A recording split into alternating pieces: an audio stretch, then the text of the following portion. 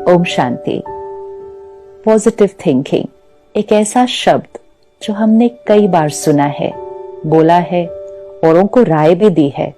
जब भी कोई उदास होता है, परेशान होता है, हम प्यार से कंधे पे हाथ रखकर एक ही बात कहते हैं, पॉजिटिव सोचो।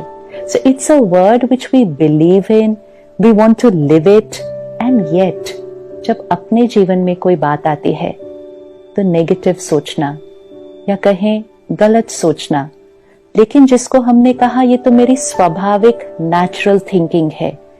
नेगेटिव थिंकिंग जैसे कि डरना, चिंता होना, किसी पर ब्लेम करना, किसी की निंदा करना, किसी से जेलस ईर्ष्या होना, किसी से कंपैरिजन होना, किसी के साथ कंपटीशन करना, हर्ट हो जाना किसी की बात को लेकर, किसी से तो नफरत ही करना।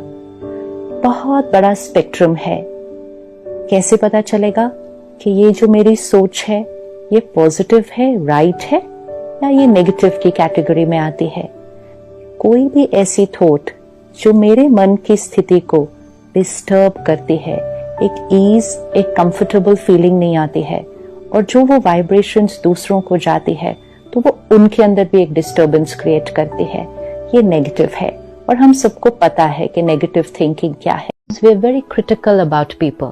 हमें उनके संस्कार अच्छे नहीं लग रहे, हमें उनका व्यवहार अच्छा नहीं लग रहा, हमें उनका काम करने का तरीका पसंद नहीं आ रहा, हमें उनका घर में जीने का तरीका पसंद नहीं आ रहा, लेकिन हम सबके साथ अच्छे से चल रहे हैं और हमने कहा रिश्ते बड़े अच्छे हैं।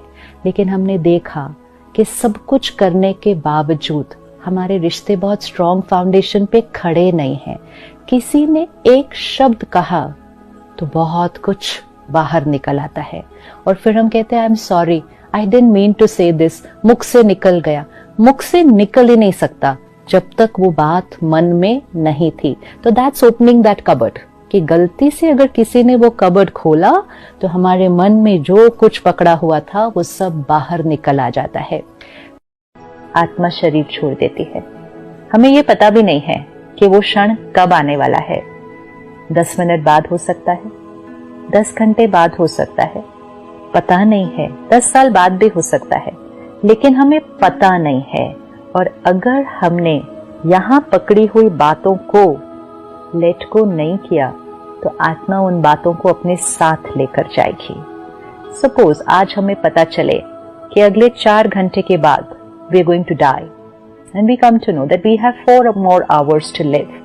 हम उन 4 घंटों में क्या करेंगे ताकि शरीर को छोड़ने से पहले मैं आत्मा बिल्कुल लाइट, कार्मिक अकाउंट सारे सेटल। तो जनरली हम क्या करेंगे?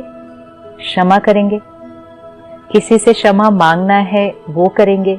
पुरानी बातें जो पकड़ के रखे हैं हम कहेंगे छोड़ो ना, क्या करना है, अब तो जाना है।